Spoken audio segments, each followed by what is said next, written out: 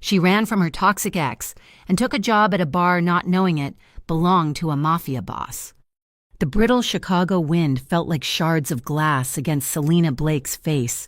It tore through her thin coat, a flimsy barrier against the biting January cold and the gnawing terror that had propelled her onto a one-way bus ticket with less than $200 cash.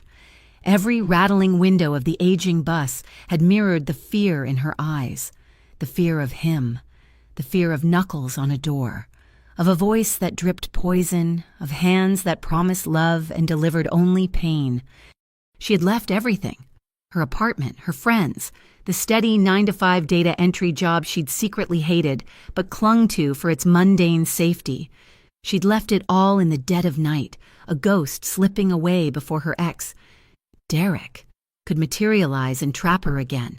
Now, standing on a street corner in a part of Chicago she only knew from whispered warnings, she felt utterly, terrifyingly alone. The neon sign of the Dark Wolf cast a flickering, blood-red glow on the icy sidewalk. It was less a welcoming beacon and more a stark statement. The building was old brick, solid and imposing, with windows so darkly tinted they looked like vacant eyes. Music thumped from within, a low, primal bass that vibrated through the soles of her worn boots. This was it. The only place that had called her back for an interview after a desperate, city-wide search online for jobs that paid cash. No questions asked. Her stomach churned with a mixture of dread and adrenaline. Quitting her old job without notice had been a reckless, necessary severing. Her bank account was a wasteland, emptied to fund this escape. The $30 she'd spent on the bus fare had felt like a mortal wound. She had maybe 2 weeks, 3 at most, before she was on the streets. The weight of her financial failure pressed down on her, almost as heavy as the memory of Derek's rage. Selena pushed her freezing hands deeper into her pockets, her fingers brushing against the crumpled piece of paper with the address. Taking a deep, shuddering breath that frosted in the air, she pushed open the heavy oak door. Warmth hit her first, thick with the scent of aged whiskey, stale beer, and something else, a faint, expensive cologne mixed with cigar smoke. The bar was dark, cavernous, and surprisingly plush. Deep velvet booths lined one wall. A massive, mirror-backed bar dominated the other, its mahogany surface gleaming under dim, amber lights. It was busy, but not rowdy. The patrons were well-dressed, their voices kept to a low, confident murmur. The staff moved with a quiet efficiency, dressed in crisp black shirts and pants. A man at the end of the bar, polishing a glass, looked up. "Can I help you?" His tone was neutral, not unfriendly, but guarded. "I'm here. I'm Selena Blake. I had an interview scheduled with Mr. Russo for a server position," she managed, her voice thinner than she'd intended. The man nodded, his eyes doing a quick, professional scan. "Russo's not in, but the boss is—" He gestured with his chin toward the back of the room, to a shadowed alcove where a booth sat partially obscured by a heavy curtain. "Go on, he's expecting you." Selena's heart hammered. The boss. She walked on unsteady legs, her boots suddenly feeling loud and clumsy on the polished wooden floor. The murmuring conversations seemed to dip as she passed. Or maybe that was just her paranoia. As she neared the alcove, a figure resolved itself from the shadows. He was tall, even sitting down. He wore a suit so perfectly tailored it seemed a part of him. The material, a black so deep it drank the dim light. His dark hair was cut sharp, military precise, and his face was all hard angles and shadow. He wasn't looking at her. He was staring into a lowball glass, swirling the amber liquid within. "Mr. Boss?" Selena stammered, feeling foolish. He didn't look up, not immediately. He simply stopped swirling the glass. The silence stretched, thick and heavy, broken only by the distant clink of ice and the muffled bass. When he finally did lift his head, his eyes captured hers, and Selena felt the air leave her lungs. They were the coldest eyes she had ever seen, a pale, icy gray that seemed to see right through her flimsy coat. her rehearsed answers, her desperate fear.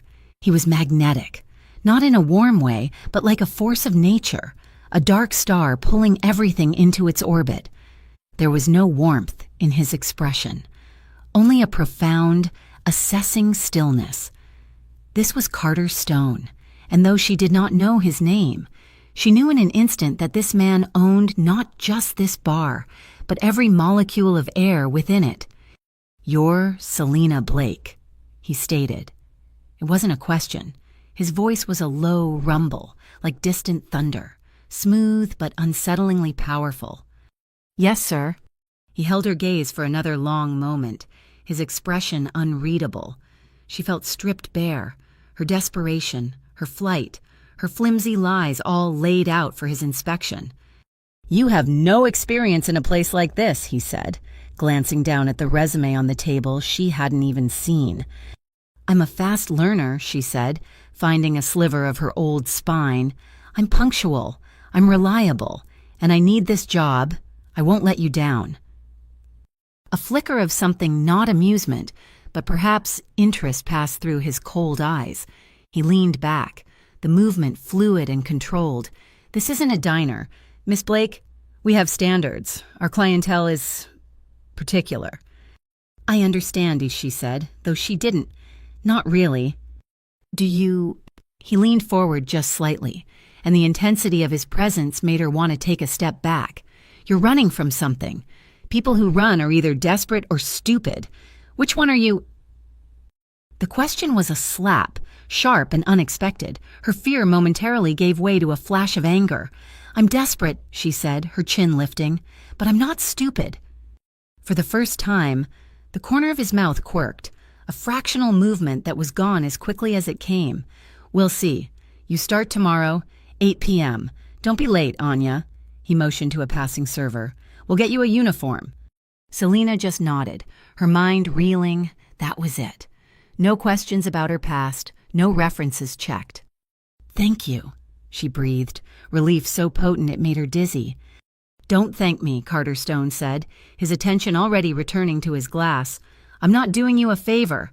You're filling a slot. Perform, or you're gone. Now get out." She turned and fled, walking as fast as she could without running, the feel of his icy gaze burning into her back. She had a job. She had a paycheck coming. She had a chance. As she burst back out into the freezing night air, the red neon of the dark wolf staining the snow at her feet, Selina Blake had no idea that she hadn't just found a job. She had just stepped into a cage of a different kind, one owned and operated by one of Chicago's most ruthless and powerful men. She only knew she was safe from Derek, and for tonight that was enough. Her first shift was a blur of polished glasses, complex cocktail names, and the constant, thrumming anxiety of being watched. The uniform, a crisp black button-down shirt and tailored black trousers, felt less like a costume and more like armor. Anya, the server who had trained her, was sharp, efficient, and offered no personal comfort, only a rapid-fire list of rules. Rule number 1. Never, under any circumstances, bother the clients in the velvet booths unless summoned. Rule number 2, what happens in the Dark Wolf stays in the Dark Wolf. Rule number 3, Mr. Stone sees everything. Selina learned the truth of that third rule within her first hour. She was balancing a heavy tray of drinks when she felt it a prickle on the back of her neck, a sudden shift in the air. She turned her head slightly. He was there, standing on the mezzanine level that overlooked the main floor, a place she had not even noticed existed.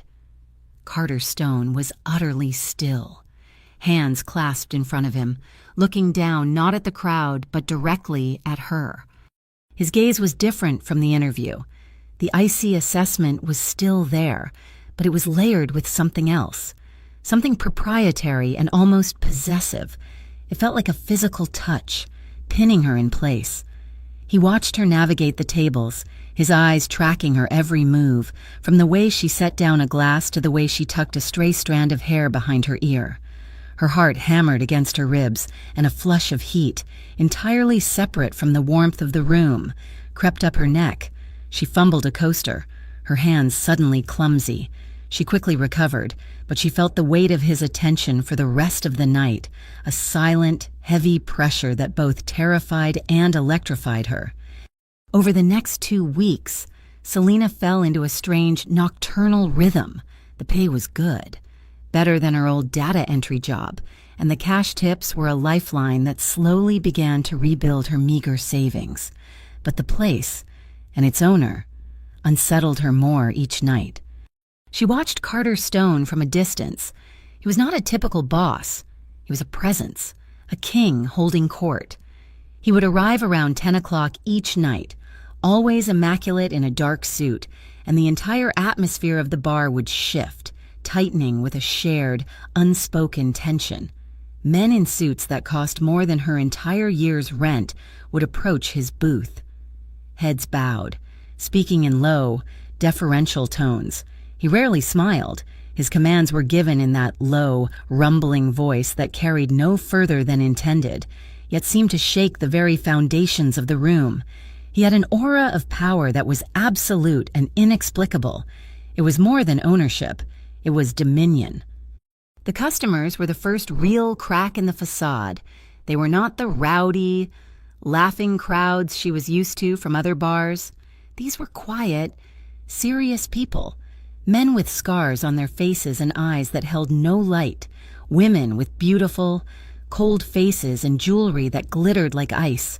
They conducted their business in the dim booths, their conversations too low to overhear, but their body language spoke volumes. Selina would clear tables and find herself in the middle of a silent, tense negotiation. She saw thick envelopes slide across tables, saw men nod once, their faces grim, before disappearing into the night. This was not a bar. It was a meeting place. Her suspicion turned to palpable fear one Tuesday night. It was slow, the bar populated only by the regulars, the ones who seemed to live in the shadows of the booths. Selina was assigned to Carter's section, a task that usually fell to Anya. Her hands were clammy as she approached his alcove. The curtain was partially drawn, but she could hear his voice, deeper and harder than usual, and another, unfamiliar voice. "The goods are secure at the warehouse," the stranger said, "but the dock shipment is hot. We had a problem." "Problems are expensive," Carter's voice rumbled, dangerously calm. "And I do not like expensive problems. Handle it. I want a 100% clean transfer by Thursday." "But Mr. Stone, the rat." "I am not interested in the rat," Carter snapped, and the sudden venom in his tone made Selina's blood run cold. "I am interested in my merchandise. If you cannot handle the goods, I will find someone who can, and you will handle him." Selina backed away, her heart a frantic drum against her ribs. Goods, shipment, warehouse, rat. These were not the words of a simple bar owner. These were the words from the movies Derek used to watch. Movies about men who solved problems with violence. She felt sick. She wanted to run, to grab her coat and flee back into the anonymous cold. But where would she go? Back to being hunted by Derek. She was trapped, trading one monster for another. She avoided his section of the bar for the rest of the night. Her nerves stretched taut, but as the last patron filed out and the lights began to come up, her dread solidified. It was almost 4 a.m. She was wiping down her last table when a large shadow fell over her. It was Marco, the mountain of a man who worked the door, his face a permanent, unreadable scowl. Selina's breath hitched. "Can I help you, Marco?" He just looked at her, his dark eyes impassive. "Mr. Stone wants to see you," he said. His voice was gravel. "In his office, now." The words landed like stones in the pit of her stomach. His office. She had never even seen a door to an office. This was it. He knew she had overheard. He was going to fire her. Or worse. The paranoid thoughts that had been her companions for months screamed to the surface. "Okay," she whispered, her hands shaking so badly she had to hide them in her apron. Marco did not move, just waited. Selina slowly untied her apron, her fingers fumbling with the knot. She placed it on the bar and turned to follow him. He led her not up the mezzanine, but toward the back. through a plain, unmarked door she had assumed was a supply closet. It opened onto a dark, narrow stairwell. The air grew colder as they descended. Her life, which she had fought so hard to reclaim, felt like it was slipping through her fingers. She was not just working at the Dark Wolf, she was in it. And as she followed the silent, imposing man down into the earth, Selina Blake realized her desperate escape had led her straight into the heart of a world she had no idea how to survive. The stairway was concrete and dimly lit, smelling of damp earth and cold metal. It descended deeper than she thought possible, ending at a heavy, steel-plated door. Marco swiped a keycard at an unmarked panel, and the door clicked open with a heavy, definitive thud. He gestured her inside and remained by the door, a silent, immovable guard. The office was a jarring contrast to the plush, dark bar above. It was spacious, starkly modern and flooded with cold, white light. One wall was a bank of monitors, displaying silent, black and white feeds from every corner of the bar, the entrance, the alley, and streets she didn't recognize. There was no clutter, just a massive desk of black steel and glass, and Carter Stone sitting behind it, his suit jacket off, his white shirt pristine, sleeves rolled up to reveal muscular forearms. He was not looking at the monitors. He was looking at her. "Close the door, Marco," he said, his voice flat in the soundproof room. The steel door shut with a final, sealing click, leaving Selina alone with him. The silence was absolute. Her heart was a trapped bird, beating violently against her ribs. She was sure this was the end. "You were listening," he said. It was not a question. Selina's blood turned to ice. She opened her mouth, but no sound came out. A denial was useless. He knew. I didn't mean to," she finally whispered, her voice trembling. I was clearing the section. I'll leave. I'll pack my things. I won't tell anyone, I swear." He watched her, his expression unchanged, those pale, icy eyes stripping her down to her bones. He leaned back in his chair, the expensive leather groaning faintly. "You think I am a bar owner, Miss Blake?" I don't know what you are." "No," he said, a thread of something cold and sharp in his voice. "You did not, but you do now." He paused, letting the weight of the unspoken fill the sterile room. "You heard talk of goods and shipments and rats. These are not the concerns of a man who simply serves whiskey." He stood up, the movement fluid and silent. He was taller than she'd realized, a dominating presence that seemed to shrink the large office. He walked around the desk and stopped a few feet from her. She had to fight every instinct that screamed at her to run, to cower. "My name is Carter Stone," he said, his voice a low rumble. "This bar, the Dark Wolf, is part of my family's business. We are not in the hospitality industry. We are in the logistics industry.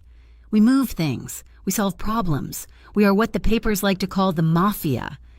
He said the word mafia with a chilling lack of emphasis, as if discussing the weather. Selina's knees went weak. The floor seemed to tilt beneath her. It was one thing to suspect, to fear. It was another to have it confirmed, to be standing in a basement office with a man who had just admitted he was a mob boss. Why are you telling me this?" she stammered, tears of raw terror pricking her eyes. "Are you going to—" She couldn't finish the sentence. "Fire you," he finished for her, a dark, humorless quirk playing on his lips. "No, I am not, and I am not going to hurt you, not if you give me no reason to." He closed the small distance between them. She was forced to tilt her head back to look at him, his proximity overwhelming. She could smell the faint, clean scent of his soap and the sharp, expensive scent of his cologne. "You are valuable, Selina," he said, his voice dropping, becoming almost intimate, which was more terrifying than his anger. "I saw it the day you walked in here. You are a ghost. You have no one. You are running from something so bad that you would rather work in a place like this, for a man like me, than go back. You are smart, you are quiet, and you see things. People who are invisible are very, very useful. Shock, cold and sharp, pierced through her fear. He wasn't threatening her. He was appraising her, like a tool, like an asset. So here is the new arrangement, where he continued, his icy gaze holding hers captive. You are no longer just a server. You will still serve, yes, but you will watch, you will listen, and you will report to me anything you find. Interesting. The man in booth 4 who watches the door too much, the couple in the alcove who speak in whispers every time Anya passes. You will be my eyes and ears on the floor. In return, you keep your job, you keep the cash, and you are safe. No one will touch you, not your old problem, he added, with a certainty that made her skin crawl. And not any new ones. You are under my protection. Protection. The word sounded like a threat, a gilded cage. She looked at this powerful, dangerous man and saw her choices narrowing to a single point. Run again with no money, run into the same cold, unforgiving streets, with Derek perhaps still looking for her. Or stay, and become. Whatever it was he was asking her to be, a spy, a pawn in his dark game. The pragmatic, desperate part of her that had survived Derek, that had gotten her on that bus, made the decision. Okay, she whispered, her voice barely audible. I'll stay. Good, he said. He stepped back, the intensity receding, leaving her gasping for air she hadn't realized she was holding. You work for me now, Selena, in all things. Remember that. The next week was a new kind of hell. She served drinks, she smiled at customers, but now everything was filtered through the lens of his command. She saw the bar for what it was, a fortress, a neutral ground, a den of sharks. And she was the small fish he had personally tagged. Then, one Thursday, late into the night, he found her by the bar. Get your coat, he said, no preamble. But my shift, it's not over for another hour. Your shift is over. Get your coat. You are coming with me. Terror flared, but she obeyed. Retrieving her thin jacket from the staff room, he led her out the back to a black idling sedan that was so clean it looked wet. He opened the back door for her. She got in. He slid in beside her. The car pulled away from the curb with a silent, powerful glide. Where are we going? She asked, her voice tight. A meeting, he said, staring straight ahead. You wanted to know about my business. You're about to get an education. They drove to a high-end steakhouse downtown. Long after it had closed to the public, they were ushered through the empty dining room to a private wine cellar. 4 other men were already there, seated around a heavy oak table. They were older than Carter, their suits just as expensive, their faces hard and lined with lifetimes of violence. They all looked at her as she entered, their eyes cold and assessing. Selena's blood ran cold. Carter pulled out a chair for her, not at the table, but just behind him, in the shadow. She is with me, was all he said, his voice a flat command that allowed no questions. For the next 2 hours, Selena sat in silence, invisible and terrified. As she listened to these men discuss their world, they spoke of territories, of shipments, of percentages, of rivals. They argued in low, guttural Italian and polished, cold English. It was a board meeting for monsters. And Carter was different among them. He was the youngest, but he spoke with an authority that belied his years. He was sharp, ruthless, and unyielding. Selena watched him, this man who owned her, and a new, terrible feeling bloomed in her chest, right alongside the fear. It was a strange, dark pull, an attraction to the power, the control, the absolute, dangerous certainty of him. He was a monster, yes, but he was her monster. And as he made his final point, silencing the table with a few, well-chosen, cutting words, she felt a terrifying, undeniable, and traitorous thrill. Selena's life became a series of dark tableaus. She still served drinks, but her true job began after her shift. She would sit in that cold, sterile office, reporting the whispers and glances she had collected. Carter would listen, His face an unreadable mask, his pale eyes absorbing every detail.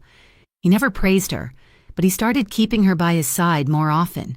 She was his shadow, his ghost, a silent observer in a world of predators. She learned to read him, not by his words, but by his silences. She saw the iron control he exerted over his men and the cold, pragmatic violence he deployed to maintain his empire. She saw him order men to be handled, and she learned not to ask what that meant, though the grim faces of Marco and the others who returned hours later told her enough. But it was in the quiet, unguarded moments, late at night when the bar was empty and the silence of the office was absolute, that she saw the cracks. One night, she brought him a glass of the whiskey he always drank. He was not at his desk. He was standing in front of the wall of monitors, though they were all turned off. He was staring at a single, framed photograph on a side table, a photo she had never seen him acknowledge. It was of a young woman with a vibrant, laughing smile and eyes the same icy gray as his. He did not turn as she entered, but his body tensed. "What is it?" he asked, his voice rough. "Your drink, Mr. Stone," she said softly, placing it on the desk. He did not move for a long moment. "Her name was Alara," he said, his voice so low she barely caught it. "She was my younger sister. She would have been 23 this year." Selina stood frozen. Her breath caught in her throat. This was a crack in the armor so profound it felt like a violation to witness it. "She was killed," he continued, his voice devoid of all emotion, a flat, dead calm. "5 years ago, a car bomb. It was meant for me." He finally turned, his face carved from stone, but his eyes were a different kind of cold, not icy, but burned out, like the heart of a dead star.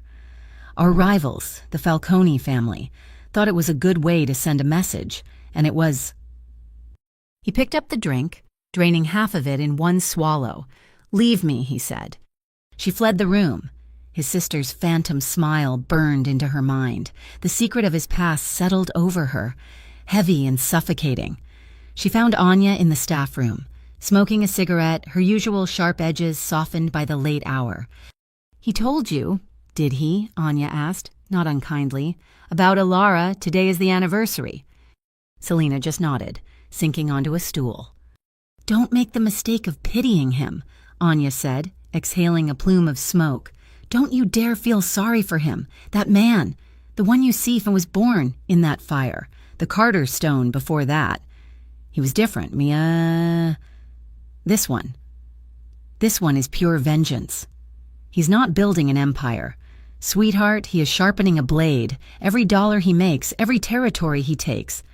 It is all just fuel to burn the Falcone family to the ground." Anya's words chilled Selina more than the car bomb story. The pity she had felt evaporated, replaced by a cold, stark understanding. This was not a man driven by loss. This was a man driven by a singular, consuming rage. He had not chosen this path to survive. He had chosen it to destroy. And she was his tool.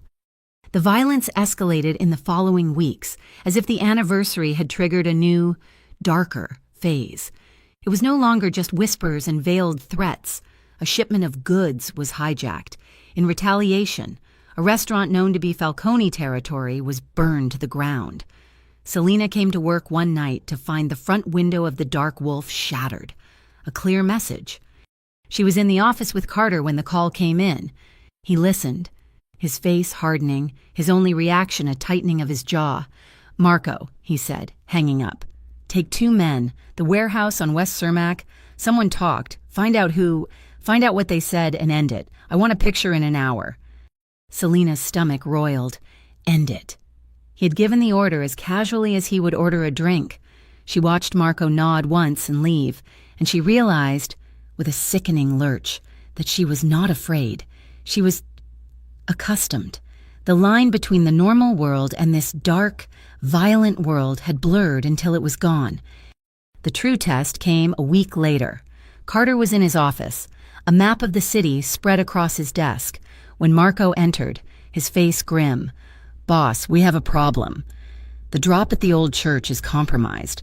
Falcone's men are watching the entire block. But the package, it is time sensitive. It has to be moved in the next 30 minutes. Carter's eyes scanned the map, his mind working with terrifying speed. His gaze flicked from the map to Marco, and then to her. "Selina," he said, his voice sharp. "Yes." He pointed to a spot on the map. "You know this alley 2 blocks from your apartment? It cuts behind the bakery." She nodded, her heart beginning a slow, heavy pound. "Yes, I walked past it." "The package is in a locker at the bus station 2 blocks north. The key is here." He slid a small, plain key across the desk. "The client will be in that alley in 20 minutes. He's an old man, feeding the pigeons. He will be wearing a red scarf. You will take the key, retrieve the package. It is a small, brown paper-wrapped box, about the size of a book. You will put it in your purse. You will walk, not run, to that alley. You will hand the man the package. You will not speak to him. You will then walk home, and you will not come to the bar. You will wait for my call." This was not a request. It was an order. He was using her ghost status, her non-threatening presence. A woman walking at night would draw less suspicion than any of his men. "Carter, what if I am caught?" she whispered, the words tasting like ash. He stood up and walked to her, and he did not touch her, but he stood so close she could feel the heat radiating from him. He looked down at her, his icy eyes boring into hers. "You will not be caught," he said, his voice a low, compelling rumble. "You are invisible. Remember, you are my ghost. Go, now." Her hand, trembling, closed around the small, cold key. She was no longer an observer. She was a participant. She was an accessory. She walked out of the office, past Marco's impassive stare, and up the stairs. As she stepped out into the cold Chicago night, the weight of the key in her pocket felt heavier than a gun. She was his. And as she moved through the dark streets, a new, terrifying feeling began to surface. It was not just fear. It was a dark, electric pulse of dependency. Her survival was now tied to his, and his, in this one small, dangerous moment, was tied to hers. The walk back from the alley was the longest of her life. Every footstep on the pavement, every distant siren, every car that slowed at a junction, sent a spike of pure adrenaline through her. She clutched the strap of her empty purse, the phantom weight of the package still there. She made it to her tiny, cold apartment, locked the 3 deadbolts, and slid to the floor, her back against the door, shaking. Her phone buzzed in her pocket, a number she did not recognize. She answered with a trembling hand. "Hello?" "Did you do it?" Carter's voice. No greeting. "Yes," she whispered, her voice cracking. "The man, the red scarf, it's done." There was a pause, a beat of silence filled with unspoken static. "Good," he said finally. His voice was flat, but there was a low vibration in it she had not heard before. "You did well, Selina. Stay inside. Do not go out. I will send a car for you tomorrow night." The line clicked dead. She sat on the floor for an hour, his voice echoing in her ears. He had used her name, not Miss Blake, Selina. The next night, the black sedan was there, just as he'd promised, but it did not take her to the Dark Wolf. It drove past the bar, past the familiar territory, and headed north toward the glittering, wealthy high-rises along the lake. She was taken to a service elevator, up to the penthouse. The doors opened directly into his home. It was not a home. It was a sterile, beautiful cage in the sky. It was 3 times the size of her entire apartment building, with windows for walls that overlooked a sprawling, glittering carpet of city lights. The furniture was all black leather, chrome, and glass. There was no art, no photos except the one of Alara, which sat on a solitary, stark black mantelpiece. Carter was standing by the window, a glass of whiskey in hand, staring out at the city he so clearly owned. "Come here," he said, without turning. She walked toward him, her footsteps silent on the polished marble floor. He turned as she approached, his eyes raking over her. He was not in his suit, but in black trousers and a simple dark gray Henley that stretched across his broad chest. It was the most casual she had ever seen him, and somehow the most dangerous. "You were afraid last night," he said. "I was terrified. But you did it." He took a sip of his whiskey. "You followed every instruction. You did not panic." He stepped closer, and the familiar, overwhelming magnetic pull of him filled the space. "I told you that you were valuable." "I am not a tool, Carter," she said, her voice stronger than she felt, fueled by the lingering adrenaline of the night before. His eyes flashed, a flicker of that icy fire. "No," he said, his voice a low rumble. "You are not. You are more." This was the new dynamic. The lines, once so starkly drawn, were now hopelessly blurred. He no longer dismissed her to the office. He kept her with him. They would sit in his booth, and he would murmur observations about the men they were meeting, his voice for her ears alone. He would take her on drives, the silent black sedan cutting through the city, and he would talk. He spoke of his rivals, the Falcones, not with the cold anger she'd heard before, but with a calculated, surgical precision. He was teaching her. And he began to ask about her, about Derek. He did not ask for details, but for facts, his name, where he lived, what he had done. She found herself telling him, the words spilling out in the safe, soundproof confessional of his car.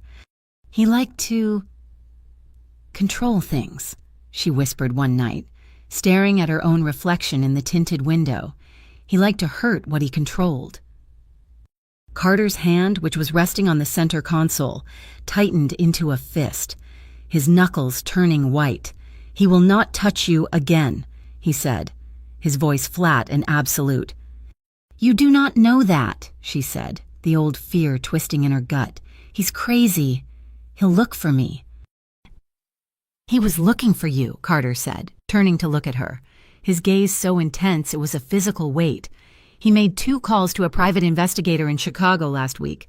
The investigator and your ex have been strongly encouraged to end their search permanently." Selena's blood ran cold. "What did you do?" "I protected my asset," he said simply. "I protect what is mine." The possessiveness in his voice should have terrified her. It should have sent her running. Derek had been possessive, and his possession was a fist. But this was different. This was a fortress. Carter was a monster, a killer, a man who ended problems. But his violence, his power, it was now a shield, turned outward to protect her. And God help her. She had never felt safer in her life. The conflict tore her apart. She was falling for a man who represented everything she should have hated. She, who had run from violence, was now willingly living in its shadow, drawn to the very center of the storm. It came to a head one night in the penthouse. A meeting had run late. She was exhausted. The tension of the last few weeks coiled in her shoulders. She had been waiting for him, and when he entered, he looked tired. The iron mask had slipped, just a fraction, and she could see the man beneath, the one Anya said had been born in fire. He unfastened his cufflinks, his eyes on her. "You should have gone home," he said. "Your driver is waiting downstairs," she replied, not moving from her spot by the window. He walked to the bar, pouring 2 drinks. He handed one to her. Their fingers brushed. The contact was electric, a static shock that jolted up her arm. She flinched, but did not pull away. He stood in front of her, blocking the view, becoming her entire view. "You look at me," he said, his voice a low murmur, "like you are trying to decide whether to run or to stay." "I am," she whispered, her heart hammering. "You are a dangerous man, Carter." "I am," he agreed, his eyes never leaving hers. "And you are not made for this world, Selena." "And yet, here I am?" "Yes," he said. "Here you are." He set his glass down on the windowsill. Slowly, as if not to startle her, he lifted a hand. He did not touch her face. He touched her hair. his fingers gently brushing a stray strand from her cheek. His touch was not cold, as she had expected. It was warm, his skin calloused but his motion surprisingly tender. She found herself leaning into the touch, her eyes fluttering closed. This was madness. She was standing in a mafioso's penthouse, a participant in his crimes, and she was letting him touch her. "What am I doing?" she breathed, more to herself than to him. "You are surviving," he said, his voice now a rough whisper just inches from her face. His other hand came up to cup her jaw, his thumb stroking lightly over her pulse, which was hammering against his skin. His icy gray eyes were now molten, dark with an intensity that had nothing to do with business or violence. It was a raw, naked hunger that was directed solely at her. "And you," she whispered, meeting his gaze. "What are you doing?" "I'm breaking my own rules," he said. And then his mouth was on hers. It was not a gentle exploration. It was a claiming. It was a desperate, immediate, an overwhelming kiss that stole the air from her lungs. His lips were firm, demanding, and they tasted of whiskey and power. One hand left her jaw, sliding around her waist, pulling her flush against his hard body. His other hand tangled in her hair, tilting her head back, deepening the kiss. There was no thought, no fear, only a blinding, white-hot sensation. She kissed him back with a ferocity that matched his, her hands coming up to grip his shirt, holding on as the world spun away. It was a kiss of shared darkness, a dangerous acknowledgement of the line they were both crossing. It was a brand, a promise, and a point of no return. When he finally broke the kiss, they were both breathless, his forehead resting against hers, the city lights spinning in a blur behind him. The silent penthouse was crackling with the new, undeniable, and terrifying thing they had just unleashed. That kiss was a breaking point. The fragile, unspoken rules that had governed their interactions, boss and employee, predator and prey, protector and asset, had shattered. Now, standing in the silence of his penthouse, the city lights blurring around them, they were just a man and a woman, both of whom had stepped off a cliff. He did not let her go immediately. He kept his forehead pressed to hers, his hands still gripping her, his breathing heavy.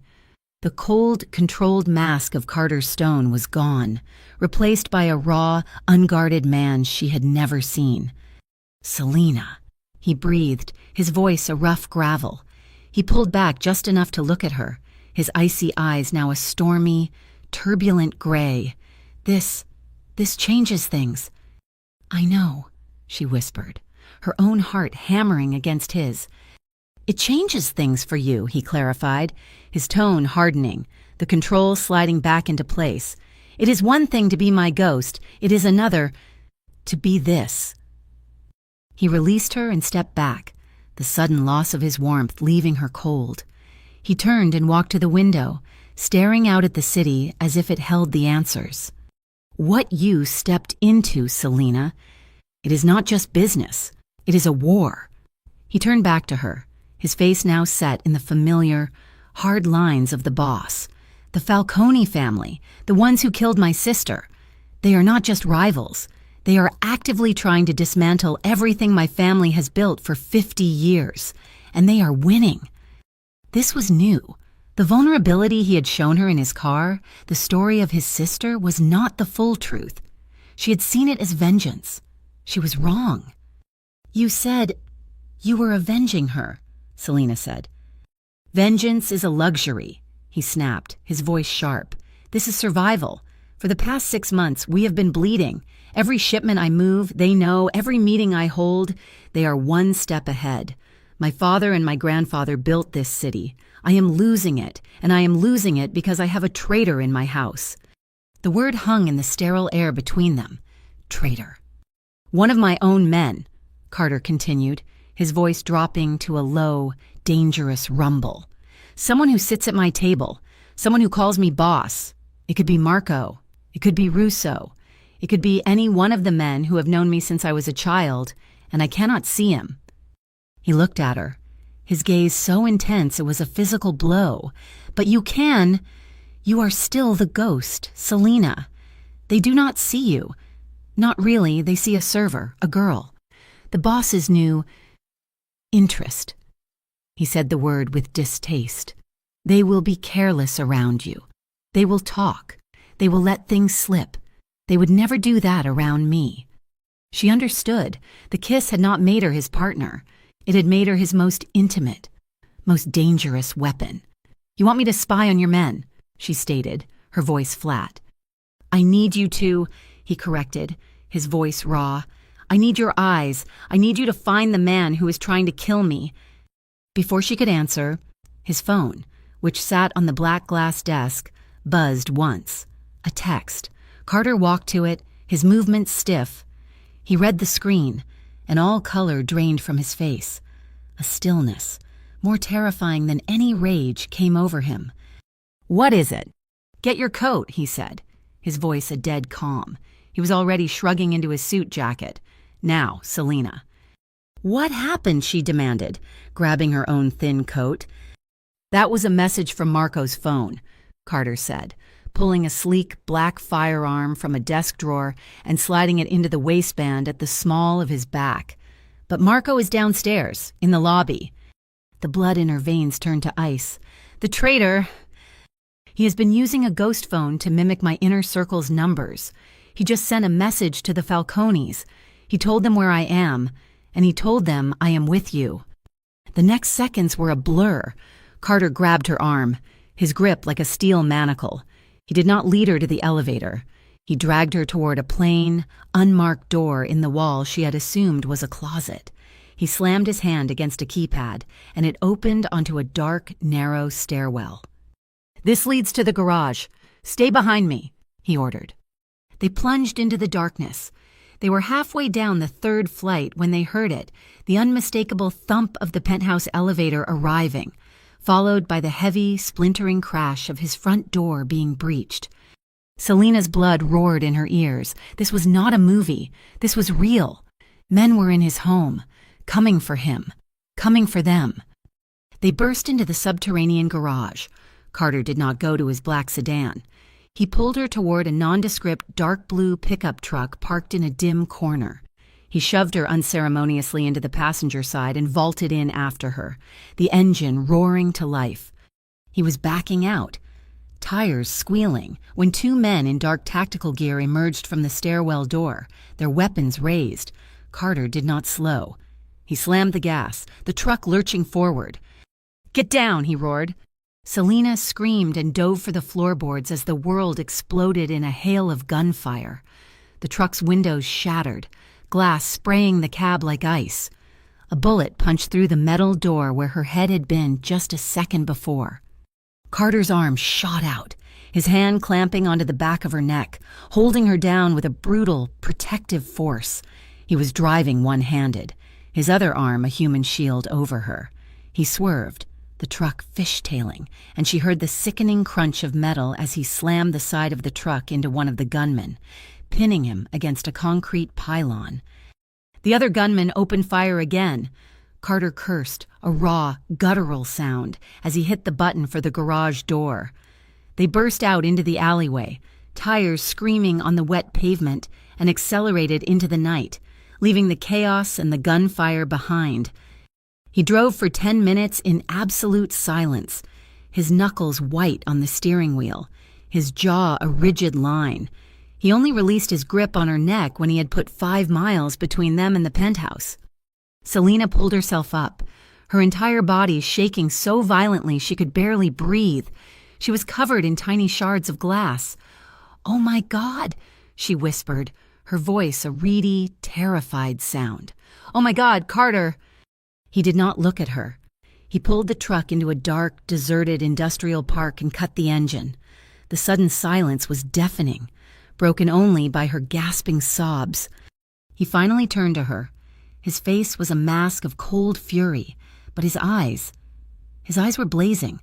He reached out, not with tenderness, but with a raw, shaking urgency. His hands grabbed her face, his thumbs wiping away the tears and the grit.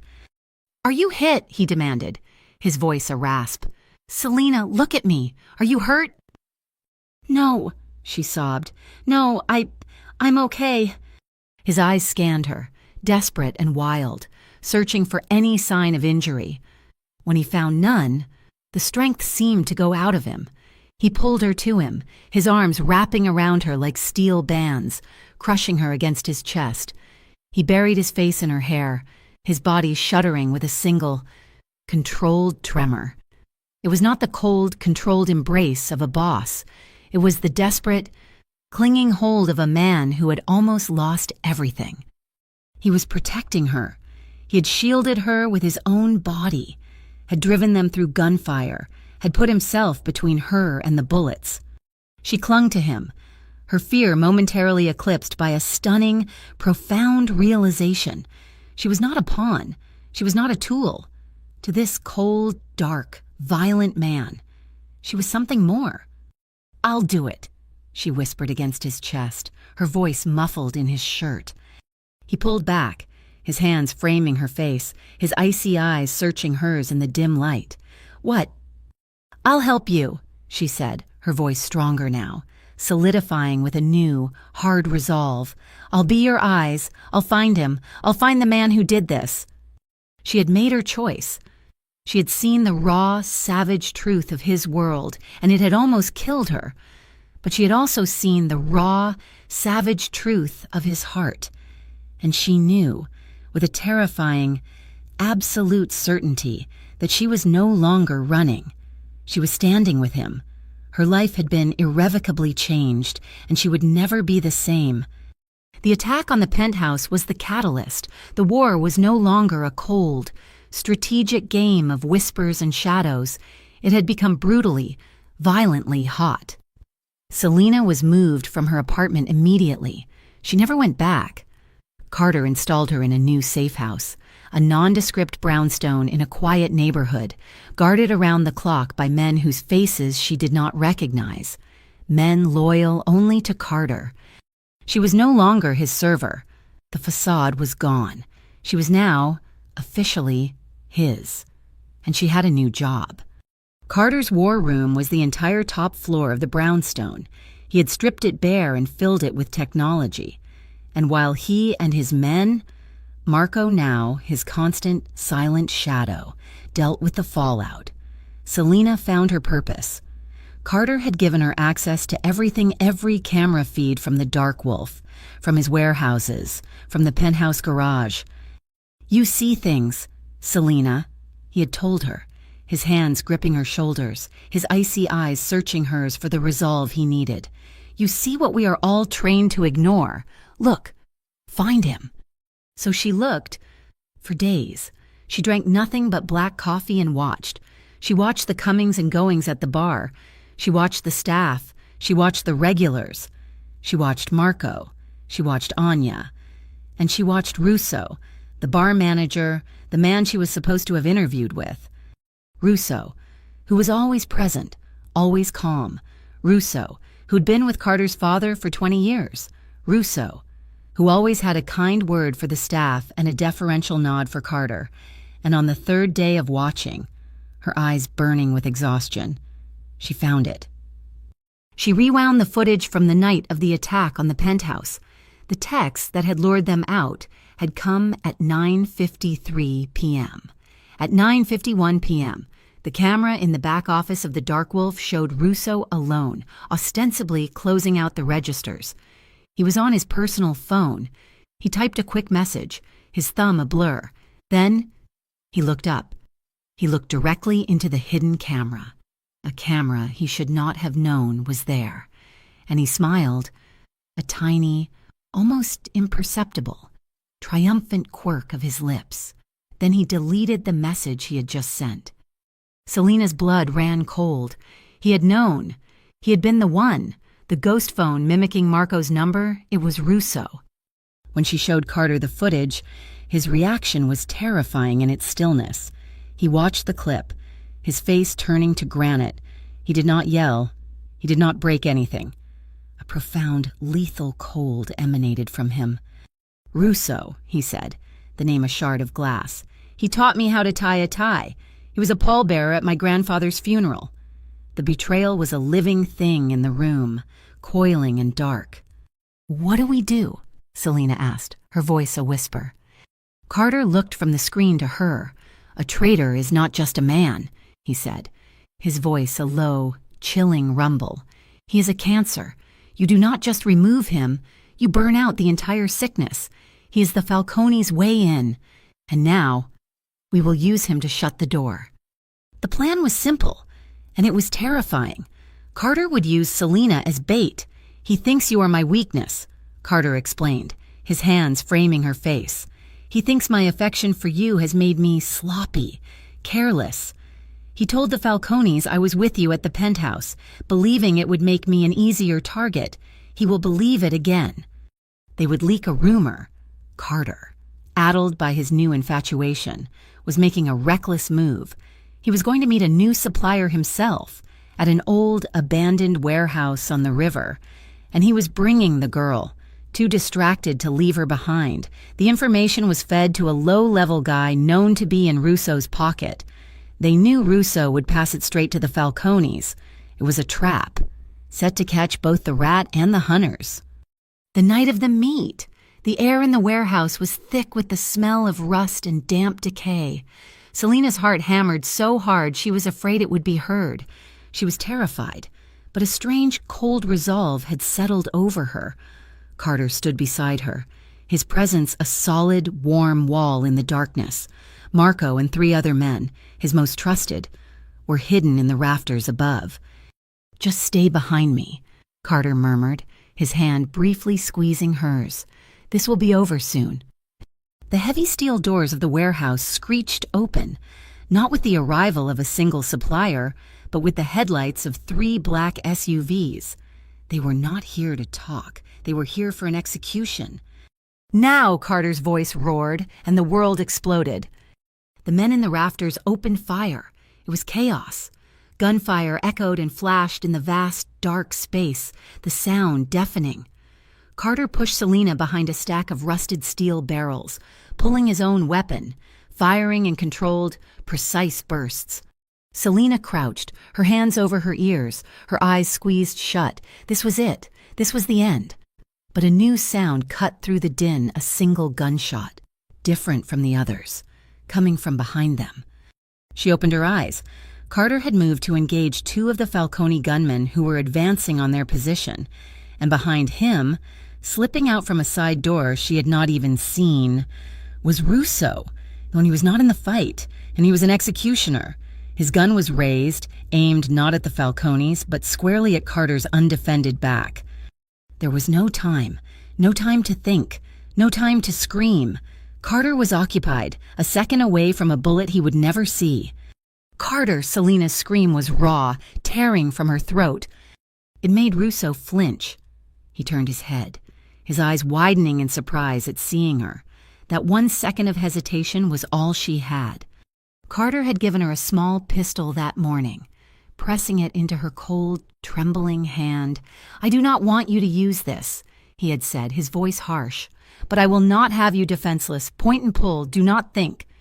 She was not thinking. She was just reacting. She pulled the gun from the waistband of her jeans, her hands shaking so badly she almost dropped it. She raised it with both hands, just as she had seen in the movies, just as Carter had briefly shown her. Russo was turning his gun from Carter to her. She pulled the trigger, once, twice. The sound was small, a pop compared to the cannons around them. Russo stopped. He looked down at his chest, where 2 dark, wet stains were blooming on his shirt. His expression was not of pain, but of pure, dumb surprise. He looked up at her, his mouth open, and then he fell, his gun clattering to the concrete floor. The warehouse fell silent seconds later. The Falcone men were dead or gone. The trap sprung. Carter was at her side in an instant, his hands all over her, checking for wounds, his face a mask of primal fear. "Are you hit, Selina? Talk to me. Are you hit?" he demanded, his voice frantic. "No," she breathed, the gun falling from her numb fingers. No." He pulled her into a brutal, crushing hug. his body shielding hers, his heart hammering against her. But Selina could not feel it. She could only stare past him, at the body of Russo, at the man she had just killed. The enemy was dead, the traitor was gone, but as Carter held her, she realized with a sickening, final clarity that she had crossed a line. There was no going back. She had looked into the abyss of Carter's world, and now it had looked back. She had become a part of it, bound to him not just by affection, but by the shared, dark stain of violence. She was irrevocably his. The drive back from the warehouse was a silent, screaming void. The distant wail of sirens grew fainter as Carter navigated the truck, now riddled with bullet holes, through a labyrinth of dark, industrial streets. Selina sat in the passenger seat, rigid. She was not crying. She was not shaking. She was utterly, terrifyingly still, her hands lying open in her lap, palms up, as if she could still feel the weight of the pistol. They arrived at the brownstone. The guards at the door, men she had never seen before, flanked them as Carter, his hand firmly at the small of her back, guided her inside. She moved like an automaton, her feet obeying commands her mind had not issued. He did not take her to the war room. He took her to the main residence, a part of the house she had never been in, all warm woods and soft lighting. It felt like a violation to bring the stench of gunpowder and death into it. He sat her down on a plush velvet sofa. "Stay here," he said, his voice a low, rough command. He disappeared for 5 minutes. When he returned, he was carrying a small bowl of warm, soapy water and a soft cloth. He knelt in front of her. She stared blankly at the wall over his head. "Selina," he said, his voice gentle, a tone so foreign it almost broke her concentration. She did not respond. He took her hands. They were trembling now, a fine, high-frequency tremor. He carefully, methodically, began to wash them, his callous thumbs working over her knuckles, cleaning away the invisible film of gunpowder residue. He cleaned the small cut on her cheek where a shard of glass had grazed her. He was not a boss. He was not a killer. He was just a man, tending to her, his touch agonizingly tender. And that, finally, is what broke her. A single, choked sob tore from her chest. It was not a cry of fear. It was a sound of profound fracture. She had not just killed a man. She had killed the woman she used to be. The girl who ran from Derek, the server who just wanted a safe life, that person was dead, left behind on the concrete floor of the warehouse, right next to Russo. I, she stammered, the words catching in her throat. His face. He looked surprised. Carter dropped the cloth, his hands coming up to grip hers tightly, anchoring her. "Look at me," he commanded, his voice thick. He waited until her tear-filled eyes met his. "You did not do this. I did. I brought you into this. I put that gun in your hand. This blood is mine. Selina, it is all mine." She shook her head, a violent, negative motion. "I pulled the trigger. I killed him. Carter." "You saved my life," he said, his voice a raw, guttural. "He was going to shoot me in the back. You saved my life. Do you hear me?" "But what does that make me?" she whispered. The question a hollow, terrifying void. "I ran from one monster, and I—" He pulled her from the sofa, pulling her hard against his chest, his arms wrapping around her like a shield. He held her as she finally, fully, broke. She wept into his shirt, her fists clenching the material, all the terror and adrenaline and the sickening reality of the past few hours pouring out of her. He just held her, his hand stroking her hair, his own body rigid with an emotion she could not name. Their relationship had been forged in the shadows of the Dark Wolf, tested by gunfire, and now sealed in blood. The dynamic between them was no longer boss and subordinate, no longer even protector and protected.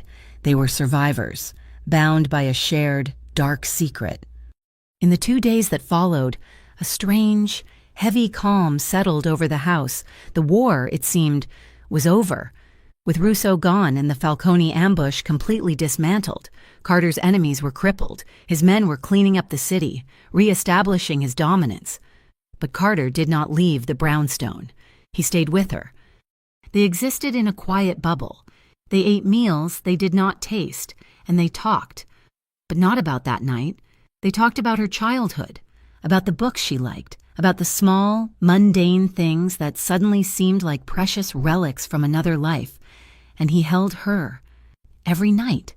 She would wake up from nightmares of Russo's surprised face, and Carter would be there, his arms pulling her back, his voice a low rumble in the darkness. "You are safe. I am here." But she was not safe, not from herself. She looked at this man, a man she was coming to love with a desperate, all-consuming intensity, and she felt a gnawing, terrifying anxiety. She could not survive this. Not the world, but the cost of the world. She had killed once to save him. Would she have to do it again and again? At what point would she look in the mirror and see him staring back? On the third night, he found her sitting by the window, staring out at the quiet, snowy street. He had been on the phone, his voice low and decisive, handling the vast, unseen mechanics of his empire.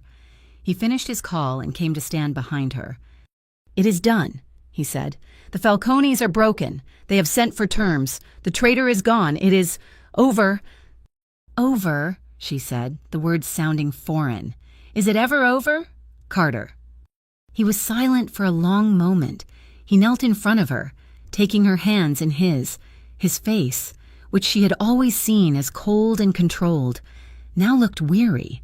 He looked at her, his icy eyes filled with a profound, aching sadness. "I made a mistake," he said, his voice barely a whisper. "I brought you into my world. I thought I could protect you here. I thought I could use your strength to shore up my own." He shook his head. "I was wrong. I did not protect you. I only tainted you with my darkness. I showed you the worst part of myself, and I made you a part of it." "Carter, no." "Yes," he insisted, his grip tightening on her hands. "But I will not make that mistake again, Ma." He took a deep breath. "I am leaving." Her heart stopped. "Leaving? Not without you, unless that is what you want." He hurried on, a rare lack of control in his voice. "The organization is stable. Marco can run it. He has been loyal.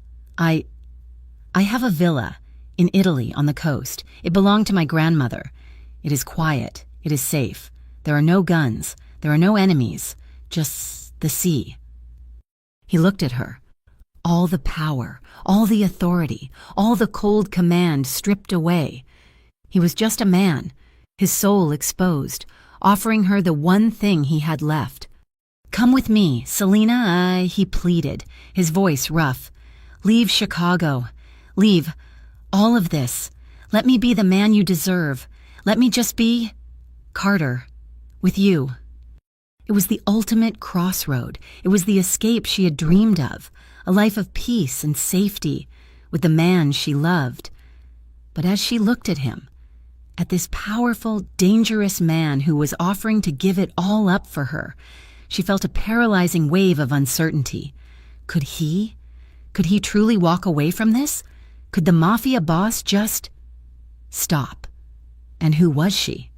Was she the terrified girl who had run from Derek, or the woman who had killed for Carter? Could she just go back to a normal life, even in a villa by the sea? She looked into his desperate, hopeful, icy eyes and found her own reflection. She saw the ghost of the woman she had been, and the warrior she had become. The choice was hers, and she did not know if she could make it.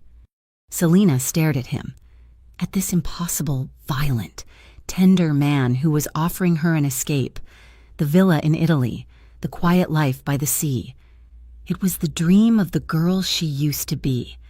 It was the life she had been running toward when she fled Derek. It was everything she should have wanted. But she looked down at her own hands, lying in her lap. She could still feel the phantom weight of the gun, the recoil kicking back into her palms. She could still see Russo's eyes, wide with shocked betrayal before they glazed over. The girl who wanted the quiet villa by the sea would never have been able to pull that trigger. And that girl was gone. "Can you?" she whispered, her voice rough. Carter's brow furrowed. "Can I what?" "Can you leave?" she asked, finally meeting his gaze, her own now clear and unflinchingly honest. "Can you?" Carter Stone, mafia boss of Chicago, just walk away. Can you be a man who just watches the sea? He hesitated. It was the smallest, most fractional pause, but to her, it was a canyon of truth. In that second, she saw it all. He could not leave. This world, this empire, this life. It was not a job he could quit. It was not a coat he could take off. It was his blood, his legacy, his curse. It was him. And he had been born in the fire of his sister's death. Just as Anya had said. "I would," he said, his voice tight. "For you, I would try." She gave him a sad, small smile, and it was the smile of a woman, not the girl. She reached out and touched his cheek, her fingers tracing the hard line of his jaw. "No," she said softly, "you would try. And you would sit on that beautiful terrace, and you would look at the sea, and you would be empty. You would be a lion in a cage, and you would hate it, and eventually, you would hate me for caging you." "Selena, that is not true. I ran from Derek." She cut him off. "No, ina asahadan," her voice gaining strength. I ran, and I ended up in your bar. I'm tired of running, Carter's." She took a deep breath. And the decision settled over her, solid and heavy and right. "I am not going to Italy. I am not running anymore." He searched her face, his icy eyes wide with a mixture of confusion and a dawning, terrible understanding. "What are you saying?" "I am saying I am staying," she said, her voice firm. "Here, in Chicago, with you, with all of this." She waved a hand encompassing the safe house, the city, the violence, the entire dark world he inhabited. He recoiled as if she had struck him. "No," he said, his voice flat. "Absolutely not. I am giving you a way out. I am giving you a life. Do you know what you are choosing? You saw that warehouse? You saw what this is." "I saw it," she agreed, her gaze unwavering. "And I saw what I am. I am the woman who saved your life, Carter. I am the woman who killed a man to do it. The girl who wanted the villa is dead. But this woman, the one I am now, she does not belong by the sea. She belongs here, beside you. Selena, I cannot protect you forever if you stay in this," he argued, his voice rising, the first crack in his control. "I am offering you safety." "You are my safety," she said, the truth of it hitting her with the force of a revelation. "It is not the walls, or the guards, or the money. It is you. But I will not be the reason you abandon who you are, and I will not abandon who I have become." He stared at her, truly seeing her, perhaps for the first time. Not as a victim, not as a ghost, not as an asset. He saw the woman who had faced him down, who had survived him, who had saved him. He saw his equal. He stood up, pulling her to her feet with him. His hands framed her face, his thumbs stroking her cheeks, his eyes scanning hers as if he could read her very soul. He was not angry. He was awed. "You are," he breathed, his voice thick with an emotion she had never heard from him. "The strongest person I have ever known." He leaned in and kissed her. It was not the desperate, claiming kiss from the penthouse. It was not the frantic, clinging kiss after the attack. This was a kiss of pure, unadulterated acceptance. It was a kiss that said, "I see you, all of you, and I am not leaving." When he pulled back, the last of his armor had fallen away. The cold boss, the vengeful son, they were still there. But now, she saw the man, too. "I love you, Selena Blake," he said, his voice raw. "I love you for the fear you conquered, and I love you for the strength that saved me. I will not lie to you. This life, it is a monster. It will demand things from you. It will demand things from us." "I know," she said, her hands finding his. lacing her fingers with his. "And I am not afraid." He gave a low, rough laugh. "You should be, but I am glad you are not." He pulled her close, his arms wrapping around her, his chin resting on her head. He was silent for a long moment, simply holding her, breathing her in. "A part of me," he confessed, his voice a murmur against her hair, "was terrified you would say yes. I do not know how to be that man. Selina, the man by the sea. I know how to be this one. I know how to keep you safe here. I know how to fight for us, and I will." She closed her eyes, leaning into the solid, warm strength of his chest, the ghost of Rousseau, the memory of Derek, the shadow of the woman she had been. They were all there. She could not change the past. She could not erase the blood on her hands or the darkness in his. But she could accept it.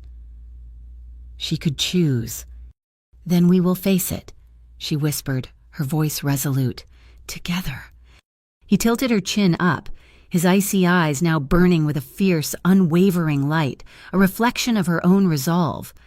They stood together in the quiet room, bound not by innocence, but by a shared, dark knowledge. The future was a chaotic, dangerous, and uncertain storm. But for the first time in her life, Selina Blake was not running from it. She was standing firm, hand in hand with the king of the storm itself.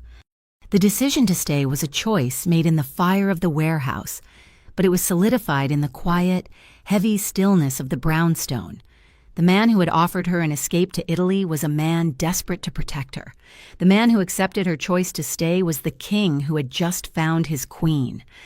They did not return to the Dark Wolf, not at first, and they did not return to the penthouse, still scarred by the attack. For a month, they lived in the brownstone, and the world recalibrated around them. The Falcones were shattered, their operations absorbed or dissolved. Carter's organization, having excised its cancer, grew stronger, tighter. The loyalty to him now absolute.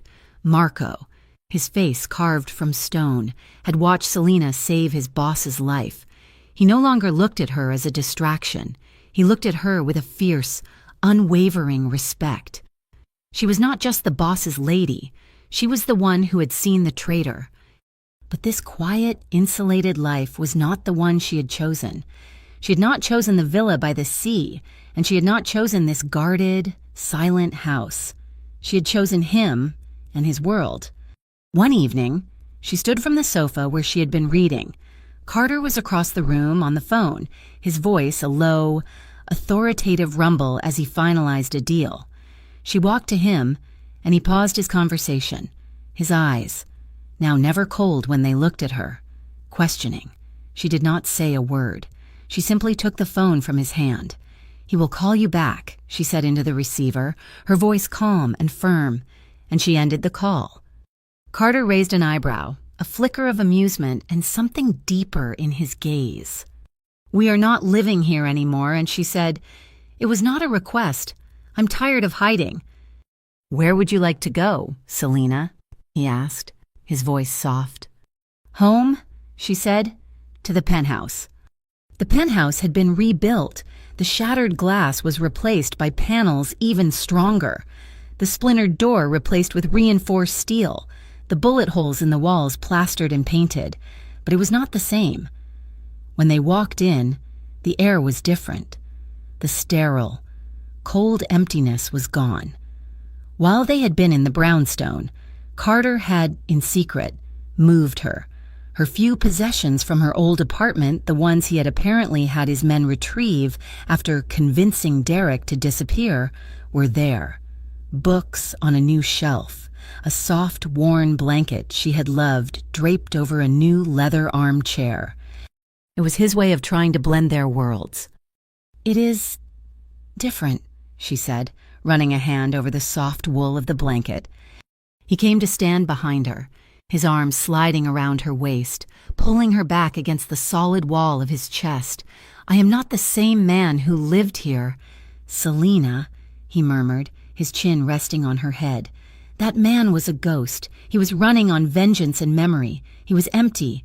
You You filled the empty spaces. He kissed the side of her head. You are my home, not this place. She leaned back into him, a sense of peace settling over her, something she had not felt since ever. Not even before Derek. This was not the timid safety of an anonymous life. This was the profound, absolute safety of being the most valued, most protected, and most dangerous person in the city. Life found its new rhythm. It was a life lived on the edge of a blade, but she was no longer afraid of falling. She was at his side, at the Dark Wolf, which he had reopened, stronger than ever. She sat in the booth, no longer a ghost, but a presence. The men who came to meet with him addressed their respect to him, but they directed their caution to her. She was the one he listened to. She was the one who saw everything. One night, they stood on the balcony, the one that had been shattered by gunfire. The wind coming off the lake was cold, but she felt warm in his arms. The city glittered below them, a carpet of diamonds, oblivious to the rulers in the tower above. "Do you ever regret it?" she asked, her voice quiet. "That you stayed, that I made you stay?" He turned her in his arms, his hands cupping her face. His eyes, those icy gray eyes that had once terrified her, were now her anchor, filled with a burning, steady light. "I regret," he said, his voice a low, rough vow, "that this is the only world I have to give you. I regret that you had to bleed to get here. I regret every second you were afraid, and I regret, more than anything, that you had to save me." "Carter," she began, but he shook his head, his thumbs stroking her cheeks. "But I do not regret that you are here," he said, his voice fierce and absolute. "You are the queen in this tower, Selina, and I am the monster at the gate, this world. It will never be safe. There will always be another Falcone. There will always be another Russo. There will always be a new threat, a new fight." "I am not afraid," Vashti said, her hands covering his. "Not as long as I am with you." "And you will be," he promised. He leaned in, his forehead resting against hers. "I will never be the man in the villa by the sea. I cannot give you that peace, but I can give you this. I will be your shield. I will be your sword. I will stand between you and the entire world. I will always protect you, Selina, even from myself, whatever this life throws at us, whatever darkness comes for us. It will have to go through me. That is my promise." She looked up at him, at her boss, her protector, her lover. He was a dangerous man. He was a killer. He was hers. She rose on her toes and kissed him, not with the fire of their first kiss or the desperation of the attack, but with the deep, steady, and unbreakable promise of a future they had chosen, together, in the heart of the storm. Thank you so much for listening to our story. We would love to know where in the world you are listening from. Please let us know in the comments and share your thoughts. We love connecting with you. If you enjoyed this, please subscribe to our channel, Mafia Boss Story, like this video, and give us your extra support by pressing the hype button to help this story be heard by more people.